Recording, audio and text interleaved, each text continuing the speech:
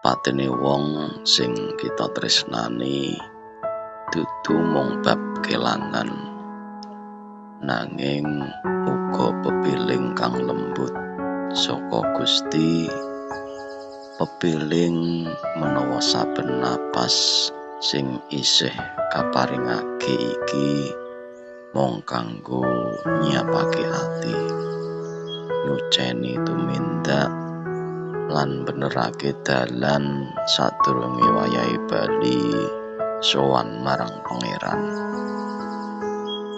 Saka saben duka Gusti asring ngajarake supaya kita luwih eling marang rawuhipun urip, luwih ngati-ngati ing saben lampah lan luwih migunani ing umur sing isih kadhawuhake.